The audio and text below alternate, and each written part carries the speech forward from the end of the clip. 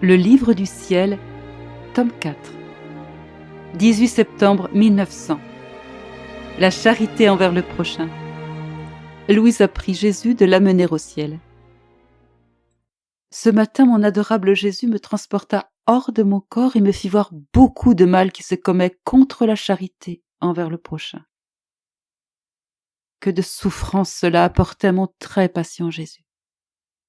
Il me semblait que ses manquements à la charité se faisaient contre lui. Alors, tout affligé, il me dit : « Ma fille, celui qui fait du tort à son prochain se fait du tort à lui-même.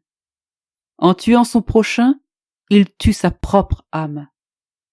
De même que la charité prédispose l'âme à toutes les vertus, de même, sans la charité, l'âme se prédispose à toutes sortes de vices. » Ensuite, nous nous sommes retirés. Depuis plusieurs jours, je souffre d'une douleur intense aux côtes. C'est pour cela que je me sens à bout de force.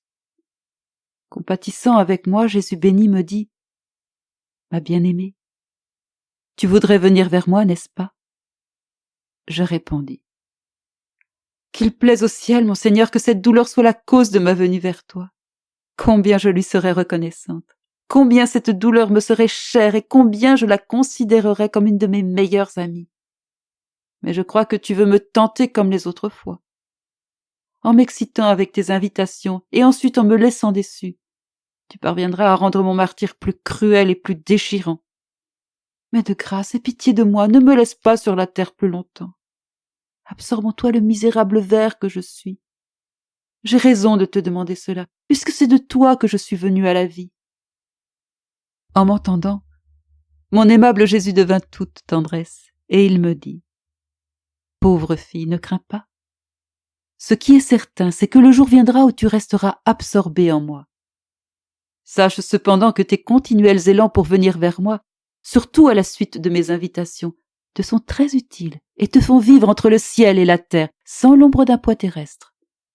Tellement que tu ressembles à ces fleurs qui n'ont même pas de racines dans la terre. En vivant ainsi, suspendu dans les airs, tu réjouis le ciel et la terre. En regardant le ciel, c'est uniquement de lui que tu te réjouis, et tu te nourris de tout ce qui est céleste. Ensuite, en regardant la terre, tu en as compassion, et tu l'aides autant que tu peux. Mais à la suite de la rencontre des parfums du ciel, tu perçois immédiatement la puanteur qui monte de la terre, et tu l'as en horreur. Est-ce que j'aurais pu te placer dans une situation qui me soit plus chère à moi et au ciel, et plus profitable à toi et au monde ? Je lui répondis : « Et pourtant, mon Seigneur, tu devrais avoir compassion de moi et ne pas prolonger mon séjour ici-bas pour toutes les raisons que j'ai, mais surtout à cause des tristes temps qui se préparent. Qui aura le cœur de voir des carnages si sanglants ? D'ailleurs, tu devrais avoir pitié de moi à cause de mes continuelles privations de toi qui me coûtent plus que la mort. » Pendant que je disais cela, je vis une multitude d'anges autour de notre Seigneur.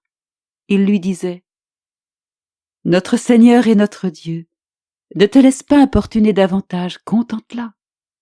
Nous l'attendons avec anxiété. Touchés par sa voix, nous sommes venus ici pour l'écouter et nous sommes impatients de l'amener avec nous. Et toi, ô élu de Dieu, viens nous réjouir dans notre céleste séjour. »